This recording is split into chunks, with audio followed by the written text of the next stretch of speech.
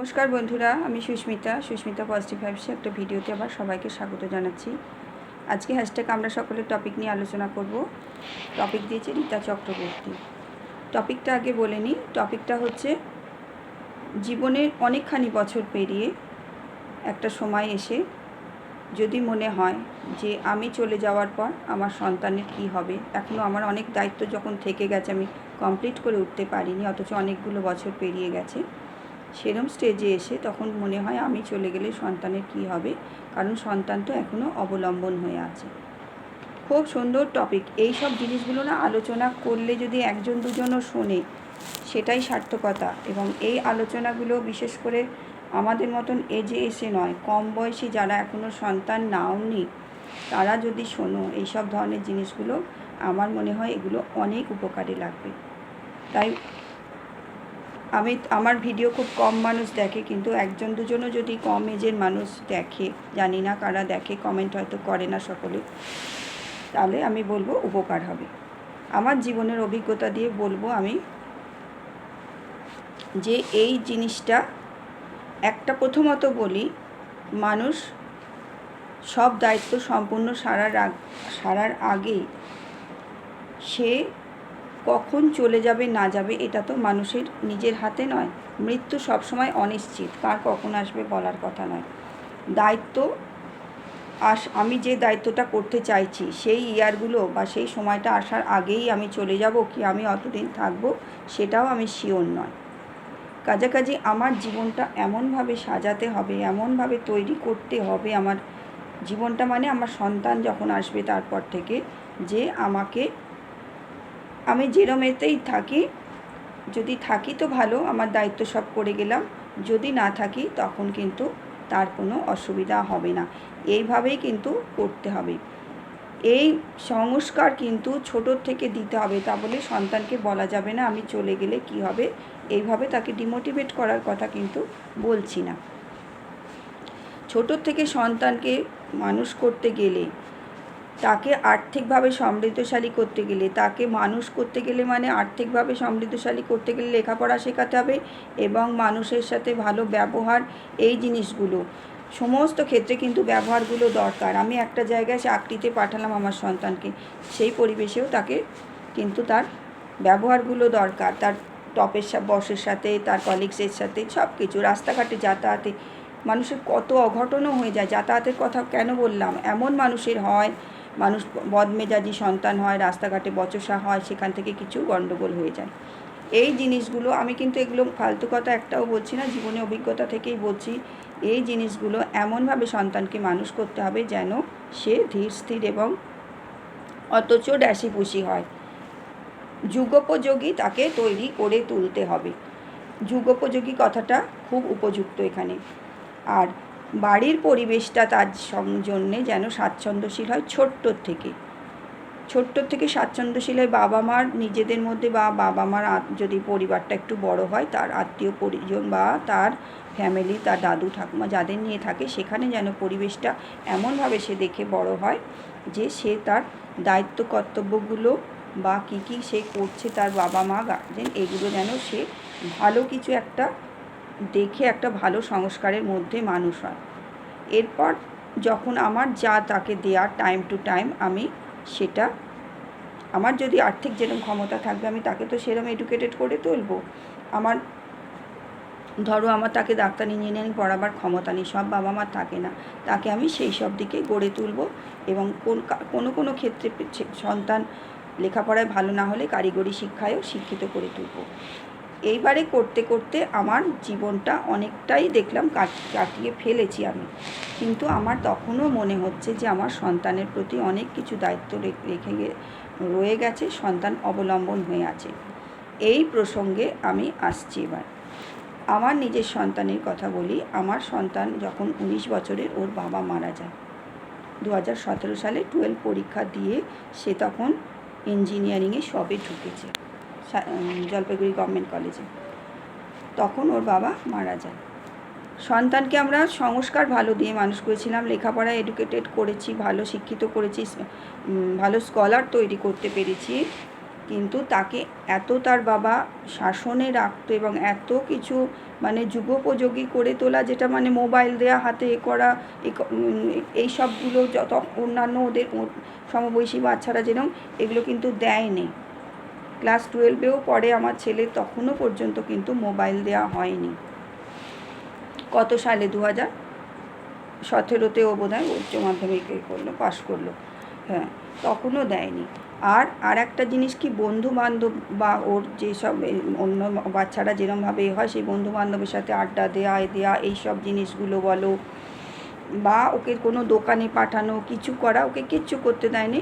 স্কুলে কোচিংয়ে নিয়ে যাওয়া নিয়ে আসা, এই সিস্টেমটা আমাকে দিয়ে কিন্তু করিয়েছে। ওরা বাবা পারতো না, আমি সেই সন্তানকে আমরা ভাবতাম হয়তো ও খুব এতে মানুষ হয়েছে, ও কিন্তু হঠাৎ করে কোনো এতে অসুবিধায় হলে অথই জলে পড়ে যাবে। কিন্তু যখন দেখলাম ওর বাবা চলে গেল, ও এত বেশি ম্যাচিওর, ও কোথা থেকে কিভাবে হলো জানি না। এইটা আমার এখন যেটা অভিজ্ঞতা, আমার মনে হচ্ছে ও ছোটোর থেকে ওর বাবাকে দেখে এসছে। ও পরিবারের প্রতি, তার বাবা যেভাবে কর্তব্য পালনগুলো করেছে, তার ভাই বোনেদের প্রতি, বাবা মার প্রতি যে জিনিসগুলো করেছে, দায়িত্বগুলো পালন করেছে, সেই সংস্কারটা ওর মধ্যে ঢুকে গেছে। ও যখন দেখলো বাবা এত কিছু রেখে গেছে, ও কিন্তু অনায়াসে বন্ধুবান্ধব নিয়ে গার্জেনলেস হয়ে গেল। বাবা মা আমাকেও ভয় পায়, কিন্তু তখনও কিন্তু এই জিনিসগুলো মানে বয়ে যাওয়া যে ছেলেগুলো বলে, সেরম হয়ে যেতে পারত, কিন্তু ও সেই জিনিসটা করেনি। দায়িত্ববোধটা কিন্তু ওর সেই সময় থেকে জাগ্রত হলো। আর 19 বছরের ছেলে এইভাবে আমার সংসারটাই করে নেবে আমাকে। আমরা তখন অন্য বাড়িতে পাশের বাড়িটায় থাকতাম, এই বাড়িটা একটা পুরনো কেনা ছিল, সেই বাড়ির দায়িত্ব, রিমডেলিং করা বলো, নিজে ব্যবসা, গাড়ির ব্যবসা করা, ওইটুকু ছেলে এইগুলো করা। তারপর আমার মা মারা গেল, তখন আমার ভাই প্যারালিসিস, তাকে এনে রাখা, তার সমস্ত দায়িত্ব, এই যে জিনিসগুলো ওর মধ্যে যে কোথা থেকে এলো আমরা নিজেই জানি না। তার মানে কি, ও কিন্তু ভেতর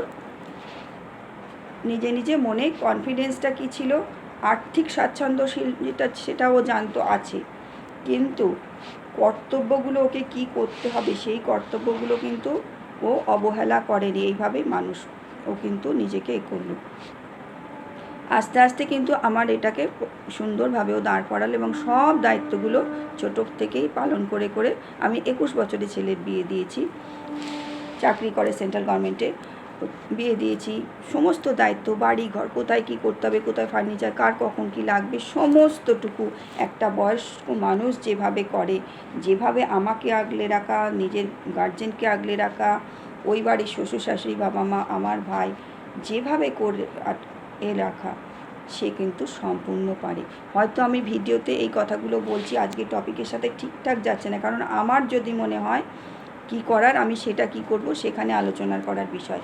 কিন্তু আমার করার বিষয়টা আমি যদি করে আসি, আমার ওই বয়সে গিয়ে আমাকে ভাবতে হবে না যে আমার দায়িত্ব বাকি রয়ে গেছে। আমি এখন এই কথাগুলো কেন বলছি, আমি এখনও আমার একটা দায়িত্ব আছে, আরও কিছু দায়িত্ব আছে।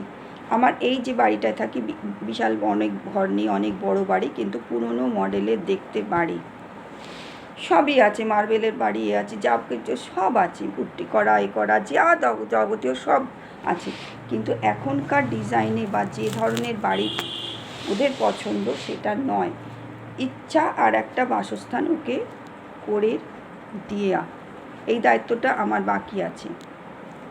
আর বাকি আছে আরও কয়েক বছর পরে, এখন 25+, 26 পরে, নভেম্বরে 26 হবে কমপ্লিট।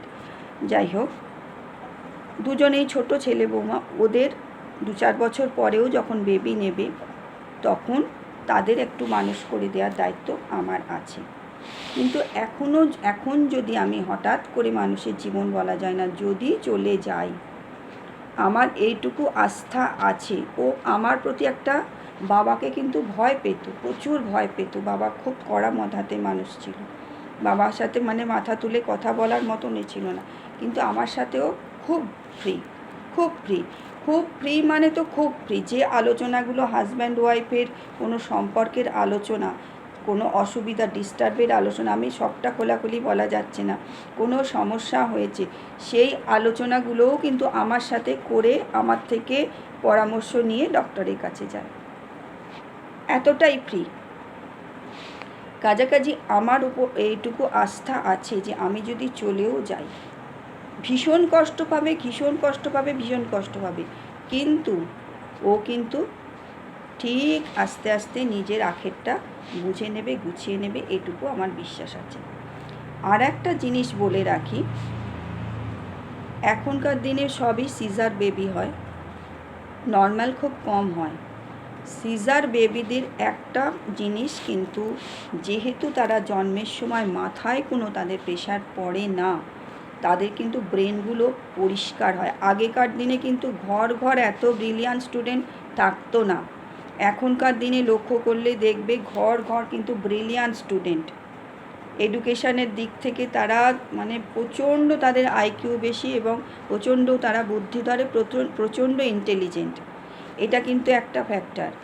আর একটা ফ্যাক্টর বলছি, এগুলো কম বয়সীদের জন্য আমি বলে দিচ্ছি, আফটার 30, মায়ের আফটার 30 যদি বেবি নেয়, আফটার 30 বাবা মানে 34, 35 এই স্টেজে এসে যদি বেবি নেয়, তাহলে কিন্তু সেই বেবি অনেক বেশি ম্যাচিওর্ড হয়, অনেক বেশি ম্যাচিওর্ড হয়। আমি নিজের লাইভ দিয়ে আমি সমস্ত, আজকে হয়তো ভিডিওটা একটু বড় হয়ে যাচ্ছে, 11 মিনিট হয়ে গেছে, তবু বলছি এই জিনিসগুলো কিন্তু মাথায় রাখবে। এই বেবিগুলো কিন্তু খুব ম্যাচিওর্ড হয়। এই রকম স্টেজে এসে বেবি নিলে এবং তাকে প্রপার একটা এরকম সংস্কারের মধ্যে দিয়ে, সুন্দর স্বাচ্ছন্দ্যশীল পরিবেশের মধ্যে দিয়ে ঠিকঠাকভাবে যদি গাইড করা যায়, এই ভয়টা আমার থাকবে না যে আমার সন্তান যতই অবলম্বন করে থাকে, আমার সন্তান সব কিছু আমাকে নিয়ে করে, কিন্তু তবুও ওর এই জিনিসটা, আমার এই জিনিসটা নেই যে আমি চলে গেলে তার কি হবে, এই ভয়টা কিন্তু আমার নেই। সব কিন্তু পারে। আমার ছেলেকে ছোটোর থেকে কিচ্ছু করতে দেওয়া নেই, সে কিন্তু রান্না বান্না, পরিষ্কার পরিচ্ছন্নভাবে ঘরদোর পরিষ্কার রাখা, রান্নাটা আমি হাতে ধরে কোনো দিন শেখাইনি, সমস্ত কিছু পারে। এগুলো বাবা মা ছোটোর থেকে যদি করে, যেরম দেখে করছে, আমাকে দেখে আসছে, সেইভাবে কিন্তু বাবা যে দায়িত্বগুলো পালন করার করেছে, আমি যেভাবে সংসারটা মেনটেন করছি, যেভাবে যত্ন নিয়ে বুক দিয়ে আগলে রাখি, যেভাবে সামলাতে হয়, কী কাকে করতে হবে, এই বোধগুলো যে আমার আছে, চ্যারিটি বিগিনস অ্যাট হোম, এইগুলো কিন্তু যদি গ্রো হয়ে যায়, কোনো চিন্তা থাকে না যে আমার সন্তান আমি চোখ বুঝলে কী হয়। এইটুকুই বললাম। ভালো থেকো সকলে, ইউনিভার্সাল ব্লেসিং সকলের জন্য রইল।